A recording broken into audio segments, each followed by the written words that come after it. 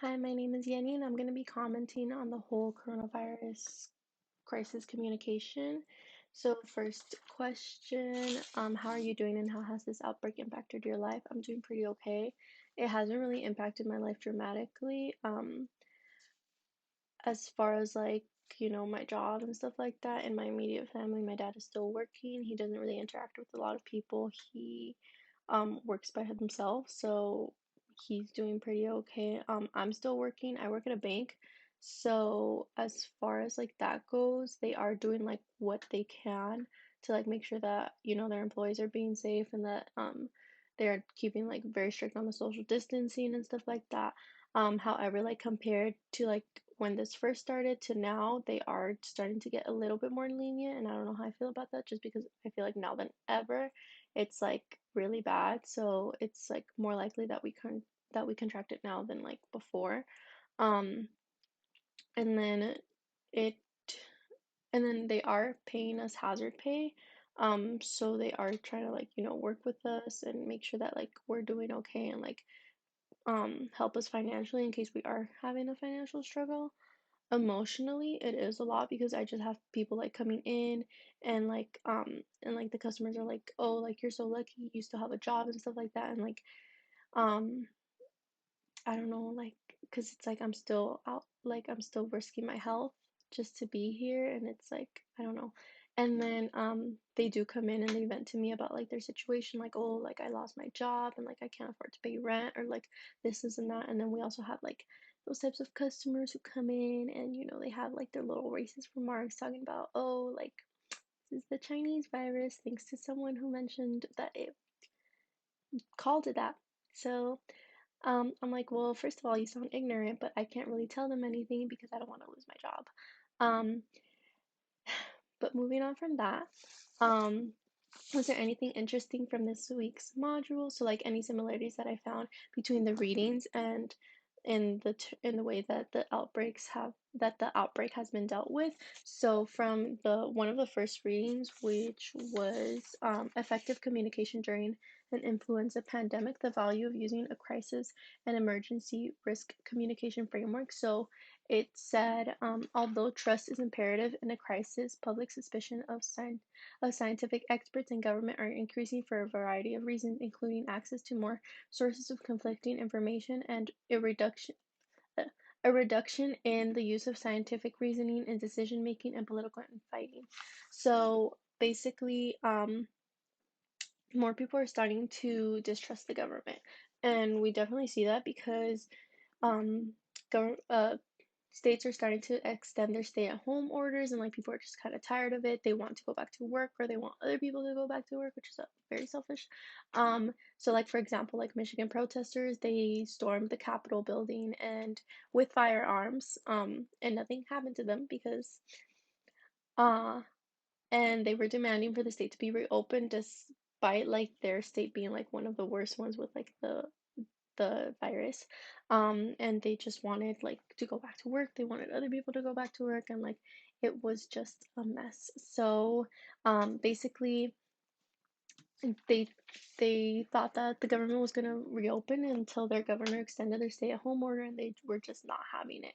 And then another quote from that same article was coordination of message development and release of information among federal, state, and local health officials is critical to help avoid confusion, which can undermine public trust, raise fear and anxiety, and impede response measures.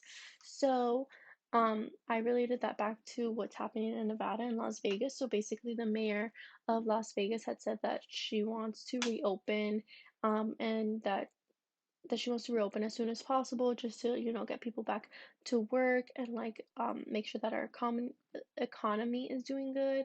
And the governor was basically like, no, no, no, we're gonna reopen in phases, and we're gonna make sure that people's health is comes first, instead of the money beside in front of it. So it's I think that that just confused a lot of people because they're like, well, are we reopening or not? And it also made them feel some type of way where they didn't know what to believe. They didn't know if they were going to get their jobs back. They didn't know if they should, continue to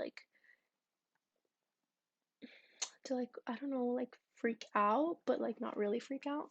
Um And then how well has your local community handled the crisis communication? So I think it's been pretty well for the most part because considering, that we are a heavily like tourist populated like city, I expected the outbreak to be worse here than like any other state. Um, or like worse than it is now, but I think we've done a pretty good job at like handling the amount of cases and stuff. UNLV, I think they did pretty good in closing as soon as like it was recommended. However, like the refunds for the classes, and at the federal level, I think there's a lot of contradictions between like the president and healthcare professionals, and it's just a mess because people don't know who to believe, or they want to believe one person, but really they should be believing the healthcare professionals. Um, and then I have been receiving most of my news from like on my phone, like the news app, so like CNN, the New York Times, the Washington Post, and then like locally the Las Vegas Review Journal and stuff like that. And basically I don't even read the articles anymore because I'm just like it's if you read them like it's pretty much all the same thing. Like they keep on telling you the same thing. And then also like Twitter, which I know is like bad because it's like a lot of misinformation, but Twitter, coworkers, friends, family, and stuff like that. And then are you encountering any issues or relational turbulence about misinformation, public perceptions, or differing opinions? So this one goes back to the article of what's it called? Disentangling rhetorical suburias of public health crisis communication. So basically, there was this one quote where it says that like the newspaper coverage during the Ebola crisis was basically heavily focused on death tolls and infected people, spread of the Ebola virus, international aid, and vaccination, healthcare, and handling of infected people. So there are a lot of similarities in that because most of the news that we get, and most of the news that is published, focuses on like how many deaths and how many infected people, how it's spread, um, how it affects our economy internationally and stuff like that, and like how we're gonna handle all of this, and like how we're gonna like provide ventilators, or like provide, or if there's even gonna be like a vaccine for it anytime soon. And then from the same article, it basically said that the news media triggers activity among other medias. So basically, with that comes misinformation because the news, um, I don't know, inspires other people to like read more into it, and like with that they tweet, they like post on Facebook and stuff like that, and like the words kind of just get jumbled and you can interpret it one way or the other, and it just ends up being one thing, and they're all kind of like variations of the same thing, but at the end of the day it's all kind of like, it's not all, but it most of it is just misinformation that like people kind of like spread, so it's like you have to get it directly from the source. That's why they don't recommend you getting it from like Twitter and stuff like that, which guilty.